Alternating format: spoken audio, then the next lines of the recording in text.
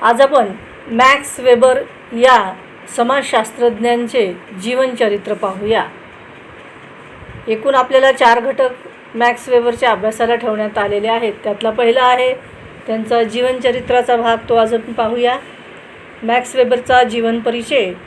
Max weber यांचा जन्म 21 April 1864 मध्ये जर्मनीमधल्या टुरफुर्ट या गावी एका श्रीमंत कुटुंबात झालेला आहे। वेबरचे कुटुंब हे प्रोटेस्टंट पंथीय होते।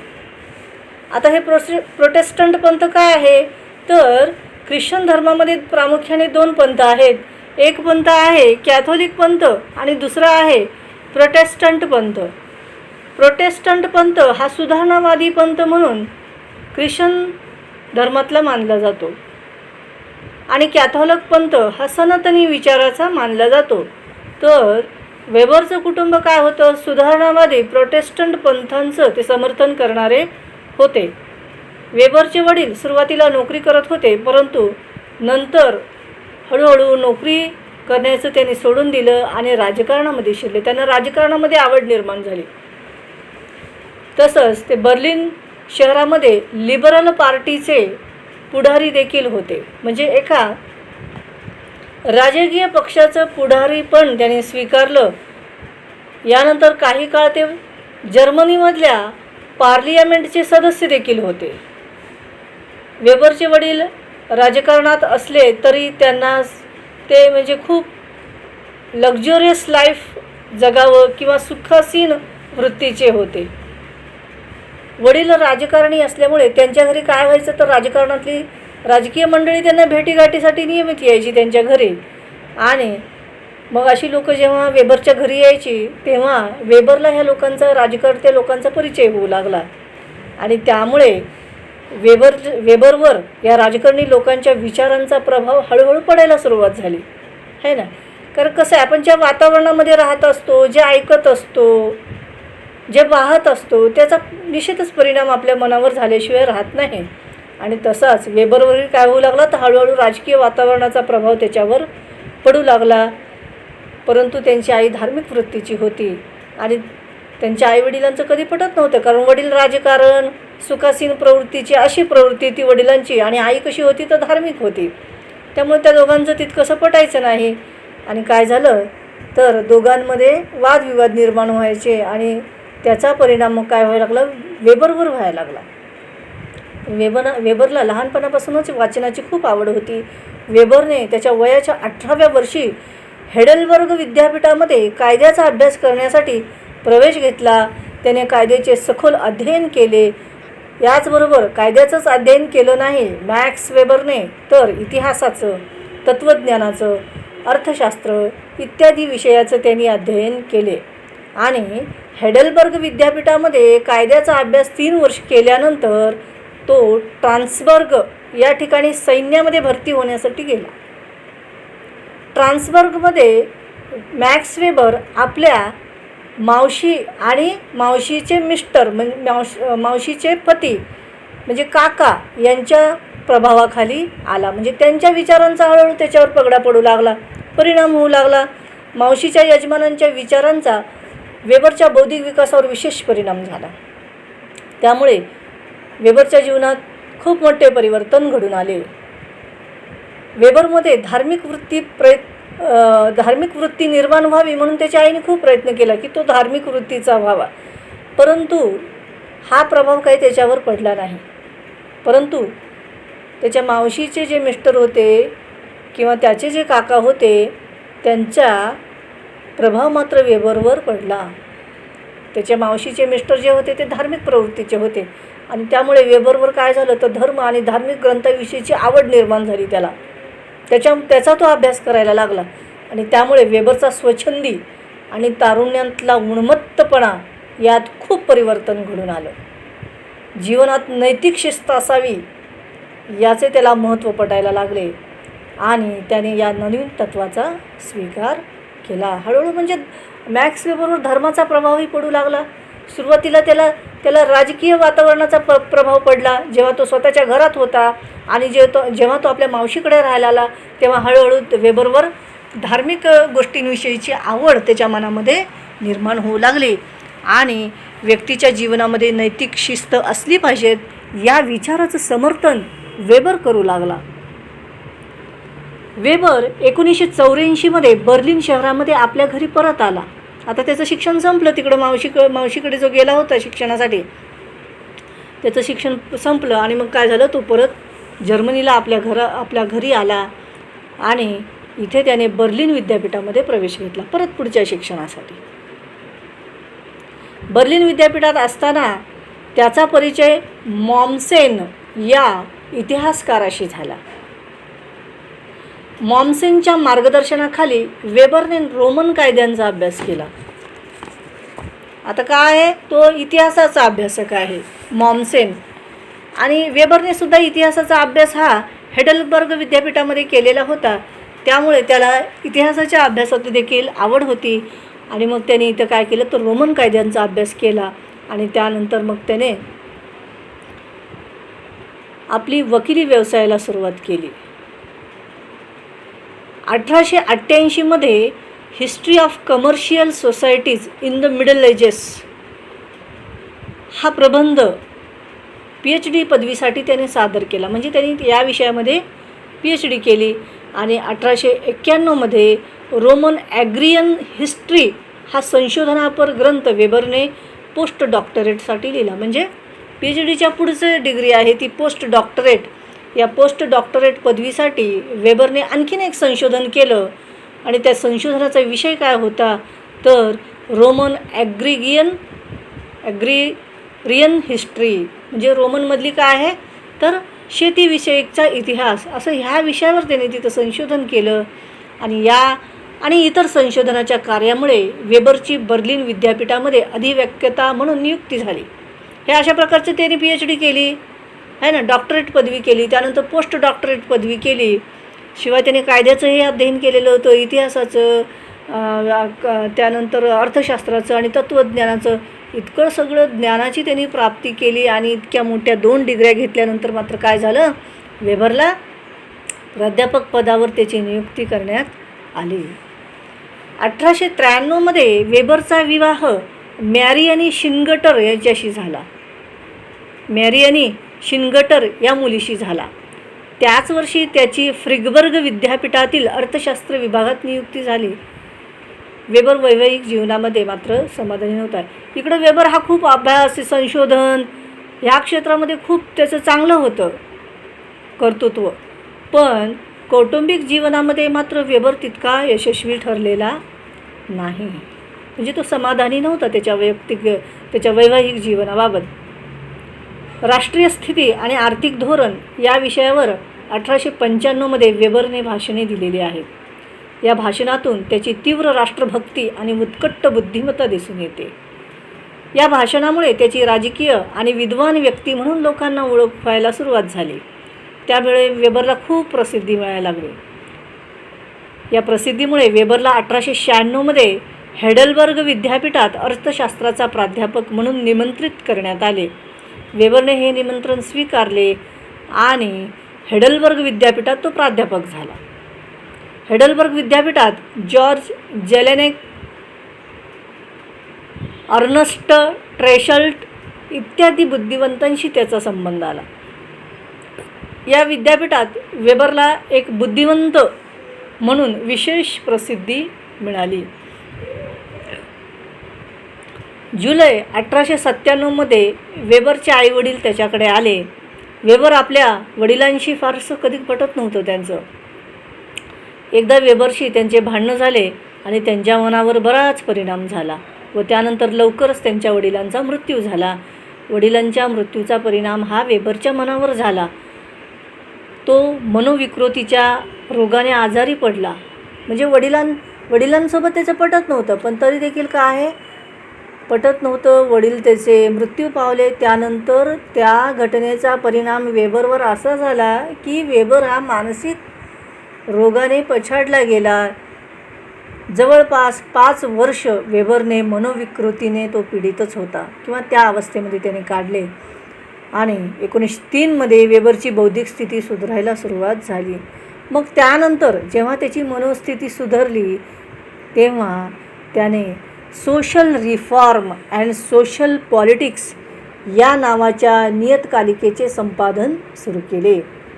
1904 वेबरचा मित्र ह्युगो मॉन्स्टबर्ग याने सेंट लुईस येथील कला आणि विज्ञान काँग्रेसपुढे भाषण देण्याकरिता वेबरला निमंत्रित केले. तेथे वेबरने जर्मनीची सामाजिक संरचना या विषयावर व्याख्यान दिले. 1897 नंतर हे त्याचे पहिलेच व्याख्यान होते. त्यानंतर जवळपास 3.5 महिने त्याने अमेरिकेमध्ये वास्तव्य केले.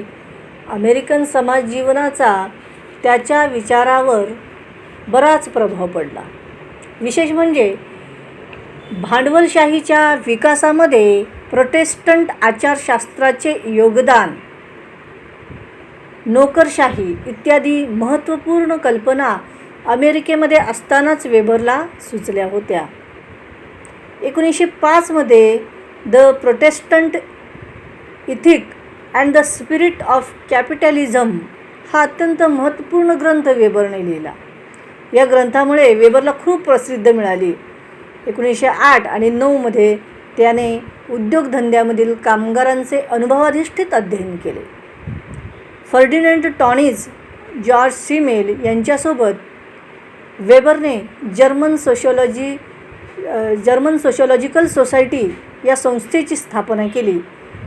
1910 केली. बरेच वर्ष तो या सोसायटीचा सचिव म्हणून कार्य करत होता. पहिल्या महायुद्धाच्या काळात वेबरने सैनिकी हॉस्पिटलचा संचालक म्हणूनही कार्य केले. महायुद्धाच्या विनाशकारी बाजूचे त्याने चित्रण केले. जर्मनीने ब्रिटनशी शस्त्रसंधी करावी या मताचा त्याने पुरस्कार केला. 1908 व्हिएन्ना विद्यापीठात प्राध्यापक म्हणून त्यांनी कार्य केले. 1919 म्युनिच विद्यापीठाने वेबरला भाषणासाठी आमंत्रित केले. या भाषणामध्ये विज्ञान एक व्यवसाय आणि राजकारण एक व्यवसाय ही व्याख्याने त्याची फारच गाजली. 1918 ते 1920 दरम्यान वेबरने राजकीय कार्यक्रमामध्ये सहभाग घेतला. याच काळात त्याने वृत्तपत्रात जर्मनीतील राजकीय घडामोडींवर अनेक लेख लिहिले, निबंध आणि अनेक निवेदने प्रसिद्ध केली होती. डच डेमोक्रॅटिक या पक्षाचा तो संस्थापक देखील होता. 14 जून 1920 निमोनियाच्या आजाराने मॅक्स वेबर यांचे निधन झाले. तर मॅक्स वेबर यांचा अशा प्रकारचा जीवन प्रवास असलेला आपल्याला दिसून येतो. समाजशास्त्राच्या विकासामध्ये मॅक्स वेबरचे विशेष योगदान आहे. समाजशास्त्राला नैसर्गिक आणि भौतिक शास्त्राप्रमाणेच वैज्ञानिक स्वरूप देण्याचा वेबरने विशेष प्रयत्न केलेला आहे. समाजशास्त्रात पद्धतीशास्त्रानुसार अध्ययन करण्याचे श्रेय हे वेबरला दिले जाते.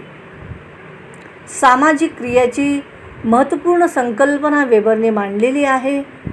आधुनिक भांडवलशाहीच्या विकासाबाबत वेबरने मांडलेले विचार अत्यंत महत्त्वपूर्ण आहेत.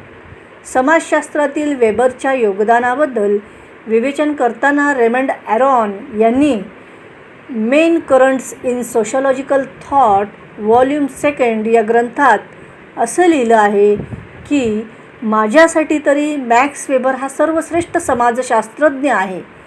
मी तर असेही म्हणेन की वेबर हाच एक समाजशास्त्रज्ञ आहे.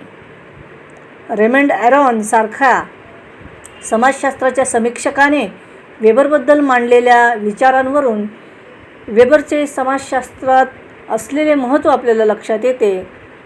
वेबर समाजशास्त्रज्ञ तर आहेच, तसाच तो प्रसिद्ध राजकीय अर्थशास्त्रज्ञ देखील आहे. म्हणजे वेबरने राजकीय घटकांचं सुद्धा अध्ययन केलेलं आहे, अर्थशास्त्राचं सुद्धा अध्ययन केलेलं आहे आणि त्यामुळे याही विषयामध्ये वेबरचं प्रभुत्व असलेलं दिसून येतं. यानंतर आपण वेबरची ग्रंथसंपदा पाहूया. कोणकोणत्या ग्रंथांचं लिखाण